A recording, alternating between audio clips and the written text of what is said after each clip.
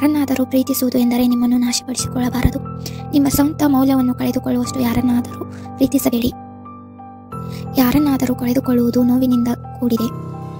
ಹೋಗಲು ಬಿಡುವುದು ಕಷ್ಟ ಮತ್ತು ಅವರನ್ನು ಕಳೆದುಕೊಳ್ಳುವುದು ಅಗಾಧವಾಗಿ ಅನುಭವಿಸಬಹುದು. ಬೇರೆಯವರೊಂದಿಗೆ ಅವರನ್ನು ನೋಡುವುದು ನಿಮ್ಮ ಹೃದಯವನ್ನು ಮುರಿಯಬಹುದು. ಆದರೆ ನೀವು ಇತ್ತೀಚೆಗೆ ನಿಮ್ಮನ್ನು ನೋಡಿದ್ದೀರಾ? ನೀವು ಬದಲಾಗಿದ್ದೀರಿ. ನಿಮ್ಮ ನಗು ದುರ್ಬಲವಾಗಿದೆ, ನಿಮ್ಮ ಕಣ್ಣುಗಳು ದಣಿದಿವೆ ಮತ್ತು ದುಃಖವು ನಿಮ್ಮನ್ನು ಭಾರಗೊಳಿಸುತ್ತದೆ. ನಿಮ್ಮನ್ನು ನಾಶ ಮಾಡುವ ವ್ಯಕ್ತಿಯನ್ನು ನೀವು ಎಷ್ಟು ಕಾಲ ಹಿಡಿದಿಟ್ಟುಕೊಳ್ಳುತ್ತೀರಿ? ನಿಜವಾಗಿಯೂ ಕಾಳಜಿ ವಹಿಸುವ ಯಾರಾದರೂ ನಿಮ್ಮನ್ನು ಅತೃಪ್ತಿಯಿಂದ ನೋಡಲು ದ್ವೇಷಿಸುತ್ತಾರೆ. ನಿಮ್ಮನ್ನು ಪ್ರೀತಿಸುವ ಯಾರಾದರೂ ಉದ್ದೇಶಪೂರ್ವಕವಾಗಿ ನಿಮ್ಮನ್ನು ಎಂದಿಗೂ ನೋಯಿಸುವುದಿಲ್ಲ.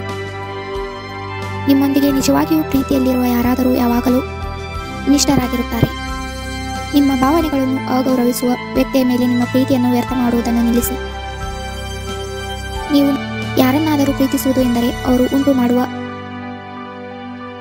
ಅಂತ್ಯವಿಲ್ಲದ ಹಾನಿಯನ್ನು ಕ್ಷಮಿಸುವುದು ಎಂದಲ್ಲ.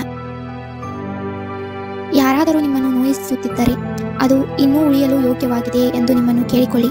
ನೀವು ನಿಮ್ಮ ಪಾತ್ರವನ್ನು ಮಾಡಿದ್ದೀರಿ. ನೀವು ಅವರನ್ನು ಅಳತೆ ಮೀರಿ ಪ್ರೀತಿಸಿದ್ದೀರಿ. ನಿಮ್ಮ ನೋವು ನಿಮ್ಮನ್ನು ಸೇವಿಸುತ್ತಿದೆ. ನಿಮ್ಮ ಬಗ್ಗೆ ಸ್ವಲ್ಪ ಪ್ರೀತಿ ಕಾಳಜಿಯನ್ನು ಉಳಿಸಿ.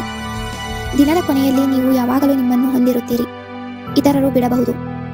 ಕೆಲವೊಮ್ಮೆ ಬಿಡುವುದು ಗುಣಪಡಿಸುವ ಮೊದಲ ಹಂತವಾಗಿದೆ. ನೀವು ಬಲಶಾಲಿ. ನಿಮಗೆ ಅರ್ಹರಲ್ಲದ ವ್ಯಕ್ತಿಯನ್ನು ನೀವು ಬಿಡಬಹುದು.